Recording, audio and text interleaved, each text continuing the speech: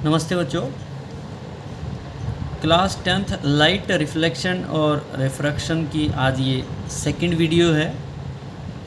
कल हमने लाइट के बारे में डिस्कस किया था, बेसिक नॉलेज अबाउट लाइट। इस वीडियो में हम डिस्कस करने वाले हैं रिफ्लेक्शन ऑफ लाइट। प्रकाश का रिफ्लेक्शन होता है परावर्तन। रिफ्लेक्शन को क्या बोलते हैं? प्रकाश का परावर्तन। ध्यान से देखना, when rays of light falls on a smooth surface, जब प्रकाश किसी स्मूथ सरफेस के ऊपर गिरता है या पॉलिश्ड सरफेस के ऊपर गिरता है, आफ्टर स्ट्राइकिंग, टकराने के बाद, it almost come back in the same medium, टकराने के बाद ज़्यादातर उसी माध्यम में वापस आ जाते हैं। कुछ प्रकाश ऐसा होता है जो उस माध्यम के द्वारा अब्जॉर्ब कर लिया जाता है, इसीलिए मैंने लिखा है almost come back in the same medium, ज़्यादातर उसी माध्यम में टकराने के बाद वापिस आ जाता है। या फिर bouncing back of light after striking the polished surface, प्रकाश का बाउंस बैक होना जब वो किसी पॉलिश्ड सरफेस से टकराती है।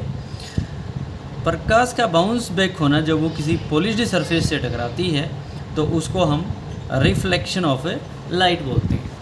अब देखो ध्यान से, अब मान लीजिए मैंने ये कोई स्मूथ सरफेस ले लिया, आप इसको पॉलिश्ड सरफेस भी ले सकते हो या प्लेन मिरर बोल दें तो अच्छा है। प्लेन मिरर मैंने ले लिया। अपने पास नेचुरल सोर्स ऑफ लाइट सन है। एक बार सूर्य से बहुत सारी रेज आती हैं, वहाँ से अपन एक लेके आते हैं। जहाँ ये टकराएगी वहाँ उस पॉइंट के ऊपर नॉर्मल बनता है, और नॉर्मल हमेशा डॉटेड होता है और 90 डिग्री पे आता है। नॉर्मल हमेशा डॉटेड बनाया जाता है और 90 डिग्री पे आता है। नॉर्मल के साथ जो एंगल होता है उसको आई बोलते हैं। रिफ्रैक्टेड एंगल और नॉर्मल के साथ जो एंगल होता है उसको आर बोलते हैं। ये इंसिडेंस रे है। इंसिडेंस रे, आपतित किरण। ये है रिफ्रैक्टेड। रिफ्रैक्टेड रे जिसको परावर्तित किरण बोलते हैं, इसको नॉर्मल बोला जाता है। अभिलंब बोलते हैं। ये जो आई है ये एंगल आई है, इंसिडेंस एंगल।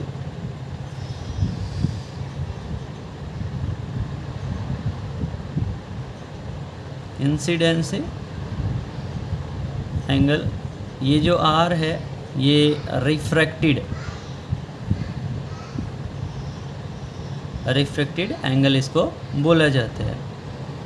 ये आपतन कोण, ये परावर्तन कोण, ये आपतित किरण, ये परावर्तित किरण, ये होता है अभिलंब जो हमेशा 90 डिग्री पे आता है। अभिलंब के दोनों साइड जो एंगल होते हैं एक को आई बोला जाता है, जो इंसिडेंस रे के साथ होते हैं, और जो रिफ्रैक्टेड रे के साथ होता है उसको आर बोला जाता है। समझ में आया बेटा?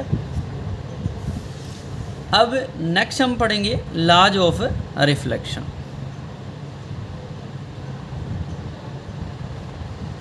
Laws of reflection.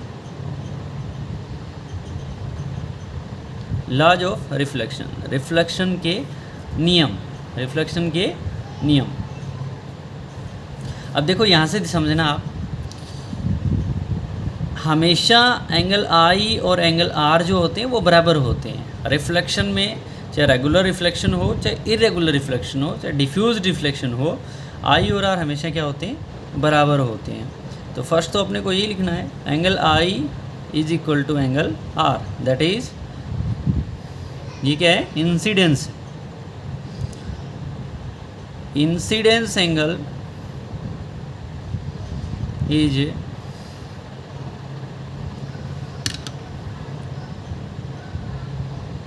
always equal to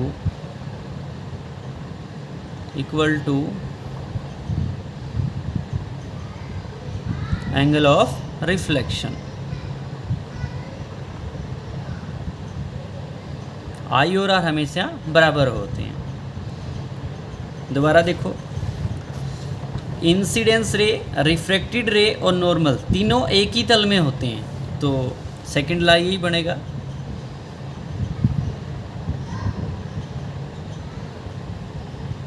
incidence ray, refracted ray, and normal all lies in the same plane।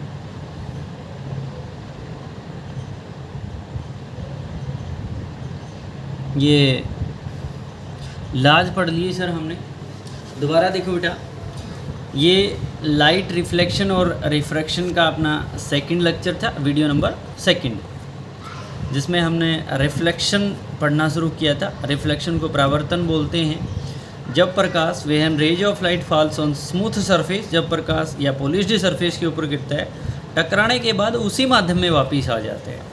देखो यहाँ से सूर्य से रोशनी आई, सूर्य से रेज आई और इस माध्यम से टकराई। ये है एक पॉइंट, कोई भी पॉइंट आप ले सकते हो। इस पॉइंट से टकराई, टकराने के बाद इसी माध्यम में बाउंस बैक होगी, इसी मीडियम में वापस चली गई, उसको रिफ्रैक्टेड रे कहा गया। जो रे आई थी उसको इंसिडेंस रे, आपतित किरण कहा गया। नॉर्मल के साथ आपतित किरण जो एंगल बनाती है उसको आई बोलते हैं। नॉर्मल के साथ परावर्तित किरण जो एंगल बनाती है उसको आर बोलते हैं। आई और आर हमेशा क्या रहेंगे, बराबर रहेंगे। कोई भी सरफेस से आप, चाहे आप इरेगुलर सरफेस ले लें, चाहे आप रेगुलर सरफेस ले लें, वो आगे हम पढ़ेंगे, टाइप्स ऑफ रिफ्लेक्शन पढ़ेंगे नेक्स्ट वीडियो में।